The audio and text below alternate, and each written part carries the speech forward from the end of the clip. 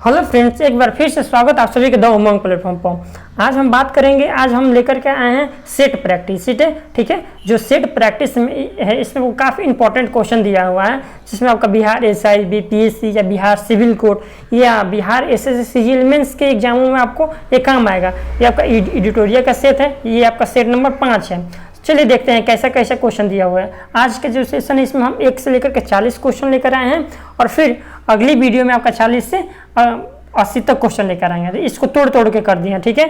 जिसमें आपका पहला क्वेश्चन दिया हुआ है क्या कि भारत के महान्यायवादी के बारे में निम्नलिखित में से कौन सा कथन सही नहीं है। यहाँ पे नहीं पूछ रहे हैं। पहला, उसे केवल भारत के सर्वोच्च न्यायालय में सुनवाई करने का अधिकार है। ऑप्शन नंबर बी, वह उच्चतम न्यायालय का न्यायाधीश नियुक्त होने के लिए अहिर्त होगा, यानी वो बन सकता है। ऑप्शन नंबर सी है आपका, वह भारत सरकार को सभी विधिक संबंधी विषयों में सलाह देगा। ऑप्शन नंबर डी में दिया हुआ है, वह ऐसा पारिश्रमिक प्राप्त करेगा जो राष्ट्रपति को अवधारित करेगा, ठीक है। तो आपका इसका सही उत्तर हो जाएगा ऑप्शन नंबर ए, क्योंकि उसे केवल भारत के उच्चतम न्यायालय में सुनवाई करने का अधिकार नहीं है, बल्कि उसे भारत के किसी भी न्यायालय में या मतलब किसी भी राज्य के न्यायालय में कहीं पर भी वो सुनवाई कर सकता है। इसका सही उत्तर ऑप्शन नंबर ए हो जाएगा। फिर क्वेश्चन नंबर दूसरा दिया हुआ है, निम्नलिखित में से कौन सा मूल अधिकार का भाग नहीं है। ए नंबर दिया हुआ है शिक्षा का अधिकार, बी में है अस्पृश्यता के विरोध का अधिकार, सी नंबर में है अल्पसंख्यकों द्वारा शैक्षिक संस्थान स्थापित करने का अधिकार और डी नंबर में है पर्यावरण का संरक्षण। तो हम आपको बता दें कि जो मूल अधिकार है ये आपका एक्ट माने अनुच्छेद 12 से लेकर के 35 तक दिया हुआ है, ठीक है। और ऑप्शन नंबर डी में दिया हुआ है आपका पर्यावरण का संरक्षण। पर्यावरण का जो संरक्षण है वो आपका अनुच्छेद में आ जाता है 48 के क में आ जाता है। जो 48 का क वो आपका डीपीएस में चला जाता है, इसलिए डी नंबर ऑप्शन पर्यावरण का संरक्षण ये मूल अधिकार का भाग नहीं है, बल्कि नीति निर्देशक तत्व का भाग है। तीसरा क्वेश्चन है, भारत में पहली बार महिलाओं को वोट देने का अधिकार किस अधिनियम के द्वारा प्रदान किया गया था। ऑप्शन नंबर ए में है भारत परिषद अधिनियम 1909, बी में है भारत शासन अधिनियम 1919 और सी नंबर में है भारत परिषद अधिनियम 1861। तो मैं आपको बता दें कि जो महिलाओं को वोट देने का अधिकार था वो भारत शासन अधिनियम 1919 था, ठीक है। इसके पहले महिला वोट नहीं देती थी। जब ये भारत शासन अधिनियम 1900 आया उसके बाद ही महिलाओं को वोट देने का अधिकार पहली बार दिया गया था। तो सही उत्तर ऑप्शन नंबर बी हो जाएगा। उसका चौथा क्वेश्चन आपका हो जाएगा, भारतीय संविधान में गणतंत्रात्मक एवं प्रस्तावना में स्वतंत्रता, समानता और बंधुता शब्द किस देश से लिया गया है। तो हमको बता दें कि जो फ्रांस की क्रांति के दिन थी वो स्वतंत्रता, समानता और बंधुता वहीं से लिया गया, यानी फ्रांस की क्रांति से ही इसको लिया गया है। तो ऑप्शन नंबर डी इसका सही उत्तर हो जाएगा। उसके बाद क्वेश्चन नंबर 5 में दिया हुआ है आपका, निम्नलिखित में से कौन व्यक्ति 1946 में गठित अंतरिम मंत्रिमंडल का सदस्य नहीं था। जो 1946 में अंतरिम मंत्रिमंडल बना था उसमें हम आपका ए नंबर में दिया हुआ है सी राजागोपालाचारी, बी नंबर में राजेंद्र प्रसाद, सी नंबर में राधा कृष्ण और डी में जगजीवन राम दिया हुआ है। तो आपको बता दें कि जो सी राजगोपालाचारी है इनको आपका शिक्षा मंत्री दिया गया था, राजेंद्र प्रसाद को खाद्य एवं कृषि मंत्री थे और श्रम मंत्री जगजीवन राम थे, जबकि डॉक्टर एस राधा कृष्णन को आपका कोई भी मंत्री नहीं दिया गया था। इसलिए इसका सही उत्तर हो जाएगा ऑप्शन नंबर सी। उसके बाद 6 नंबर क्वेश्चन है, निम्नलिखित में से कौन सुमेलित नहीं है। संघ राज्य क्षेत्र में क्षेत्रों का प्रशासन अनुच्छेद 239 में दिया हुआ है, ये सही है बिल्कुल। राष्ट्रपति को किसी विधेयक पर अनुमति देने का अधिकार अनुच्छेद 111 में, ये भी सही है। संसद के सत्र, सत्रासन और विघटन अनुच्छेद 50 में दिया हुआ, ये भी सही है। तो इसका सही उत्तर हो जाएगा ऑप्शन नंबर डी, यानी कि सारा सही इसमें हो जाएगा। उसके बाद आपको बता दें कि नेक्स्ट क्वेश्चन दिया हुआ है 7 नंबर में दिया हुआ है क्या, तो संविधान की अनुसूची 6 किस राज्य में लागू नहीं होती है। जो हमारी संविधान में अनुसूची 6 है उसमें 4 राज्य दिया हुआ है, असम, मेघालय, मिजोरम और त्रिपुरा दिया हुआ है। उसमें 4 ही राज्य दिया हुआ है, जबकि सिक्किम और मणिपुर को इसमें शामिल नहीं किया गया है, ठीक है। तो इसका सही उत्तर हो जाएगा ऑप्शन नंबर डी, 3 और 4 को अनुसूची 6 में शामिल नहीं किया गया है। उसके बाद क्वेश्चन नंबर 8 की ओर चलते हैं। क्वेश्चन नंबर 8 में आपका दिया हुआ है, निम्नलिखित में से कौन सा एक भारत के संविधान का संघीय लक्षण नहीं है। जो भारत का संविधान का जो लक्षण है यानी क्या क्या उसमें है तो वही दिया हुआ है। तो ऑप्शन नंबर पहला में दिया हुआ है लिखित संविधान, कठोर संविधान, लचीला संविधान, न्यायपालिका की सर्वोच्चता वहाँ दिया गया है, केंद्र राज्य के मध्य शक्तियों का वितरण भी दिया हुआ है। इसका सही उत्तर ऑप्शन नंबर डी, यानी कि सारी शक्तियाँ जो है हमारे संविधान में ये सब दिया हुआ है। वो हमारा संविधान लिखित भी है, कठोर भी है, न्यायपालिका की सर्वोच्चता भी दिया गया है, केंद्र और राज्य के मध्य शक्तियों का वितरण भी दिया हुआ है। ठीक है, इसका सही उत्तर डी हो जाएगा। फिर उसके बाद बात करें क्वेश्चन नंबर 9 में, निम्नलिखित में से किस राज्य की विधानसभा की सीटों की संख्या सबसे ज़्यादा है। तो हम आपको बता दें कि टोटल भारत में सबसे ज़्यादा विधानसभा सीटों की संख्या आपका उत्तर प्रदेश में हो जाता है। ठीक है, लेकिन अकॉर्डिंग टू क्वेश्चन के अनुसार हम बात करेंगे तो आपका हो जाएगा उत्तराखंड में आपका टोटल विधानसभा के सदस्यों की संख्या आपका हो जाएगा 70, और हिमाचल प्रदेश में आपका टोटल हो जाता है 68, अरुणाचल प्रदेश में 60 हो जाता है, और मिजोरम में आपका हो जाता है 40। इसलिए आपका सही उत्तर हो जाएगा ऑप्शन नंबर ए, यानी उत्तराखंड। उसके बाद 10 नंबर क्वेश्चन है कि राज्यों में मुख्यमंत्री सहित मंत्रिपरिषद में मंत्रियों की न्यूनतम संख्या क्या होनी चाहिए। यानी कि राज्य के जो मंत्रीगण होते हैं उसमें आपका मुख्यमंत्री सहित मुख्यमंत्री को मिला दिया जाए, उसमें टोटल मंत्रियों की संख्या क्या है, न्यूनतम संख्या सबसे कम 12 होनी चाहिए। ठीक है, सही उत्तर ऑप्शन नंबर बी हो जाएगा। फिर 11 नंबर क्वेश्चन है, संयुक्त राष्ट्र की आधिकारिक भाषाओं की संख्या क्या है। जो यूएनओ का आधिकारिक भाषा है वो आपका 6 है, जिसमें से 2 आपका ऑफिशियली तौर पर होता है, जैसे इंग्लिश और फ्रेंच जो है वो आपका ऑफिशियली भाषा है। ठीक है, अंग्रेजी और फ्रेंच। उसके बाद और भी 4 भाषाएं हैं, 4 भाषाएं वो चाइनीज हो जाएगा, रूसी हो जाएगा, अरबियन हो जाएगा और स्पेनिश हो जाएगा। तो आपका टोटल मिलाकर के 6 हो जाएगा। उसके बाद बात करें थुलाल किस राज्य की एक एकल व्यंग्यात्मक नृत्य शैली है। ऑप्शन नंबर ए में दिया हुआ है केरल, बी में हरियाणा, सी में आंध्र प्रदेश और डी में दिए हुए हैं गोवा। जो थुलल है, नाम से भी पता चल रहा होगा, जो ये थुलल दिया हुआ है, थुलल आपका केरल का नृत्य है। ठीक है, तो ऑप्शन नंबर ए सही हो जाएगा। फिर 13 नंबर में दिया हुआ मेगुती के जैन मंदिर वर्तमान में किस राज्य में है। यानी कि जो मेगुती है, मेगुती में कोई जैन मंदिर होगा वो किस राज्य में स्थित है। तो आपका सही उत्तर हो जाएगा कर्नाटक का जो बीजापुर है, बीजापुर में आपका जैन मंदिर स्थित है। ठीक है, ऑप्शन नंबर हो जाएगा बी। उसके बाद प्रथम ओलंपिक खेलों का आयोजन किस देश में किया गया था। जो प्रथम ओलंपिक जो खेल हुआ था वो हम आपको बता दें कि वो आपका हुआ था 1896 ईस्वी में हुआ था। ठीक है, वो आपका कहाँ हुआ था, तो एथेंस यानी ग्रीस में किया गया था। तो इसका सही उत्तर हो जाएगा ऑप्शन नंबर डी हो जाएगा। ठीक है, उसके बाद अगला क्वेश्चन बात करते हैं, the struggle for India's soul के लेखक कौन है। एन नंबर में है शशि थरूर, बी नंबर में सलमान खुर्शीद, सी नंबर में लॉरेन एसर और डी में इनमें से कोई नहीं दिया हुआ है।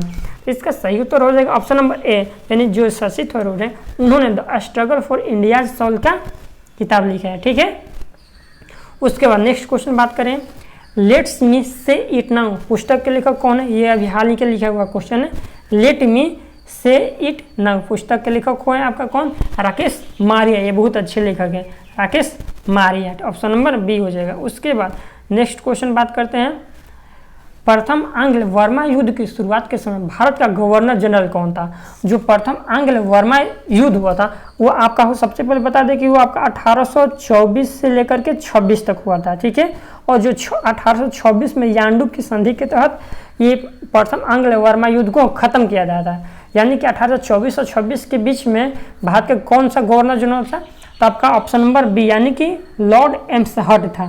ठीक है, ये आपका 1826 में यानडुप की संधि के तहत इसको खत्म किया गया था। अगला क्वेश्चन अब हम आपको बता दें कि अगला क्वेश्चन दिया हुआ है 18, भारतीय ट्रेड यूनियन कांग्रेस के पहले अध्यक्ष कौन थे। यानी कि भारतीय ट्रेड यूनियन के पहले अध्यक्ष कौन थे। ए नंबर में लाला लाजपत राय, बी नंबर में एनजी रंगा, सी नंबर में सहजानंद सरस्वती और डी नंबर में दिया हुआ है जवाहरलाल नेहरू। तो आपको बता दें कि इसका सही उत्तर हो जाएगा ऑप्शन नंबर ए, यानी लाला लाजपत राय। भारतीय ट्रेड यूनियन की कांग्रेस का प्रथम अध्यक्ष कौन थे, लाला लाजपत राय इसके अध्यक्ष थे। तो ऑप्शन नंबर हो जाएगा ए, सही उत्तर। नेक्स्ट क्वेश्चन है, 1938 में भारतीय राष्ट्रीय कांग्रेस के अध्यक्ष निर्वाचित हुए थे। यानी जो 1938 में कांग्रेस का अध्यक्ष कौन थे। ऑप्शन नंबर ए में है जवाहरलाल नेहरू, बी में सुभाष चंद्र बोस, सी में राजेंद्र प्रसाद और डी में सरदार वल्लभ भाई पटेल। तो आपका इसका सही उत्तर हो जाएगा सुभाष चंद्र बोस। ये आपका जो सुभाष चंद्र बोस है ये हरिपुर, यानी जो हरिपुरा जो है वो गुजरात में पड़ता है, वहाँ पे कांग्रेस का अध्यक्ष बने थे सुभाष चंद्र बोस ने। ठीक है, और 1939 में भी सुभाष चंद्र बोस त्रिपुरा में बने थे। इसका सही उत्तर हो जाएगा ऑप्शन नंबर बी। उसके बाद नेक्स्ट बात करते हैं हम क्वेश्चन नंबर 20। पाकिस्तान के लिए अलग राज्य आंदोलन का नेतृत्व किसने किया था? यानी पाकिस्तान का अलग राज्य, पाकिस्तान के अलग मांग के लिए इसका नेतृत्व किसने किया था? आगा खां, बी नंबर में लियाकत अली, सी नंबर में मोहम्मद अली जिन्ना और डी नंबर में नवाब सलीमुल्लाह। तो इसका सही उत्तर हो जाएगा ऑप्शन नंबर सी, यानी कि जो मोहम्मद अली जिन्ना थे उन्होंने ही लाहौर अधिवेशन, यानी जो मुस्लिम लीग का 1940 में लाहौर अधिवेशन जो हुआ था उसमें इन्होंने पाकिस्तान को अलग राज्य के रूप में मांगा था। तो उसका सही उत्तर हो जाएगा कौन? Option number C. Next question बात करें, सर्वोदय शब्द का प्रयोग सर्वप्रथम किसने किया था? ए नंबर सर्वोदय शब्द, ए नंबर में दिया हुआ दादा भाई नौरोजी, बी नंबर में दयानंद सरस्वती, सी नंबर में एम के गांधी और डी नंबर में विनोबा भावे दिया हुआ है। इसका सही उत्तर हो जाएगा ऑप्शन नंबर सी। महात्मा गांधी जो थे उन्होंने ही सर्वोदय शब्द का प्रयोग किया था। उसके बाद अगला क्वेश्चन बात करते हैं, भारत में ब्रिटेन के सभी संवैधानिक प्रयोगों में से सबसे कम समय तक कौन सा चला? 1816 का इंडियन काउंसिल एक्ट, या 1892 का इंडियन काउंसिल एक्ट, या 1909 का काउंसिल इंडियन एक्ट, या 1919 का? तो हम आपको बता दें कि इसमें इसका सही उत्तर हो जाएगा ऑप्शन नंबर सी। 1909 का जो इंडियन काउंसिल एक्ट था वो ब्रिटेन में सबसे कम समय तक चला, यानी अल्पकालीन के लिए इसको गठन किया गया था और तुरंत इसको भंग भी कर दिया गया। उसका नेक्स्ट क्वेश्चन की बात करें तो निम्नलिखित में से कौन सा युग सही सुमेलित है? यानी कि ए नंबर में दिया हुआ है पहला 1767 से 69 में प्रथम आंग्ल मराठा युद्ध लड़ा गया था। 2 में दिया हुआ है 1790 से 92 में तृतीय मैसूर युद्ध हुआ था, और 1824 से 26 में प्रथम आंग्ल वर्मा युद्ध हुआ था, या 1845-46 में द्वितीय आंग्ल सिख युद्ध हुआ था। तो आपको बता दें कि जो 1767 से 69 था उसमें आपका प्रथम आंग्ल मराठा युद्ध नहीं हुआ था, ये आपका गलती है। प्रथम आंग्ल मराठा युद्ध आपका हुआ था 1775 से लेकर के 1782 तक हुआ था, ठीक है, तो ये आपका गलत हो जाएगा। और जो दूसरा 1790 से 92 तृतीय मैसूर युद्ध बिल्कुल सही आपका दिया हुआ है। उसके बाद तीसरा है 1824 से 26 में प्रथम आंग्ल वर्मा युद्ध दिया हुआ है, ये भी सही है। और 1845 से 46 जो दिया हुआ है इसमें आपका द्वितीय आंग्ल जो सिख युद्ध हुआ था ये आपका 1848 से 49 दिया हुआ, जबकि यहाँ 45-46 दिया हुआ है। इसका सही सुमेलित हो जाएगा 2 और 3 ऑप्शन नंबर सी में दिया हुआ है, इसका सही उत्तर सी हो जाएगा। उसके बाद खेड़ा का युद्ध कब लड़ा गया? 1707 में, या 1708 में, 1724 में, या 1728 में? हम आपको बता दें कि जो खेड़ा का युद्ध हुआ था वो आपका 1707 में लड़ा गया था, ठीक है। उसके बाद जो 1728 है, 1728 में आपका क्या पाल खेड़ा का युद्ध लड़ा गया था, ठीक है, पाल खेड़ा का युद्ध लड़ा गया था 1728 में। और 1724 में आपका शंकर खेड़ा का युद्ध लड़ा गया था। ये तीनों बेहद इंपॉर्टेंट थे, एग्जाम के दृष्टि से। यानी कि खेड़ा का युद्ध हुआ था 1707 में, पाल खेड़ा का युद्ध हुआ था 1728 में, शंकर खेड़ा का युद्ध हुआ था 1724 में, ठीक है। उसके बाद अगला क्वेश्चन बात करते हैं, पुस्तक शाहजहांनामा के लेखक कौन है? शाहजहांनामा के लेखक आपका इनायत खां हो जाएगा, ऑप्शन नंबर ए हो जाएगा। फिर नेक्स्ट क्वेश्चन, किस मुगल शासक के दरबार में 2 प्रसिद्ध संस्कृत कवि बंशीधर मिश्र और हरिनारायण मिश्र रहते थे? यानी ये जो नाम दिया हुआ है बंशीधर मिश्र और हरिनारायण मिश्र, ये आपका संस्कृत के प्रख्यात संस्कृत कवि थे। वो किस मुगल दरबार में रहते थे? तो आपका शाहजहां के दरबार में रहते थे, ठीक है। तो इसका सही उत्तर हो जाएगा ऑप्शन नंबर सी, शाहजहां। उसके बाद नेक्स्ट क्वेश्चन, निम्न में से कौन सा कवि सगुन संप्रदाय से संबंधित नहीं है? इसमें से सगुन संप्रदाय से संबंधित कौन नहीं थे? ए नंबर में दिया हुआ है कबीर, बी नंबर में तुलसीदास, सी नंबर में सूरदास और डी नंबर में चैतन्य प्रभु दिया हुआ है। तो इसका सही उत्तर हो जाएगा ऑप्शन नंबर ए, यानी कबीर। कबीर जो थे वो आपका सगुन संप्रदाय से संबंधित नहीं थे, बल्कि वो निर्गुण संप्रदाय से संबंधित है, ठीक है, वो आपका निर्गुण संप्रदाय से संबंधित है। सही उत्तर हो जाएगा ऑप्शन नंबर ए। उसके बाद नेक्स्ट क्वेश्चन बात करते हैं, देवल अंतर्राष्ट्रीय बंदरगाह के रूप में प्रसिद्ध है। देवल जो है एक बंदरगाह था, वो आपका किस काल का था? सल्तनत काल का, मुगल काल का, गुप्त काल का, या हड़प्पा काल का? इसका सही उत्तर हो जाएगा ऑप्शन नंबर ए, सल्तनत काल का जो है ये प्रमुख बंदरगाह था। उसके बाद नेक्स्ट क्वेश्चन, मोहम्मद बिन तुगलक को प्रिंस ऑफ मनियर्स की संज्ञा दी थी, किसने दिया था? यानी जो एम्बिड थी उसको शौक से आया हुआ नेता कहा गया था, या प्रिंस ऑफ मनियर्स की संज्ञा किसने दिया था? तो इसको आपका किसने दिया था? ए नंबर में जिया नकबख्शी, नक्सबी, बी नंबर है बरदायनु, सी नंबर एडवर्ड थॉमस और डी नंबर में जीन प्रभु सूरी है। तो इसका सही उत्तर हो जाएगा एडवर्ड थॉमस जो है उन्होंने ही प्रिंस ऑफ मोनियर्स की संज्ञा दिया था। नेक्स्ट क्वेश्चन दिया हुआ है आपका नेक्स्ट क्वेश्चन हो जाएगा सिंधु सभ्यता का महान स्नानागार कहाँ से प्राप्त हुआ है। जो सिंधु सभ्यता का महान स्नानागार था या अन्नागार था, जो भी कुछ हुआ वो आपका मोहनजोदड़ो से ही प्राप्त किया गया था।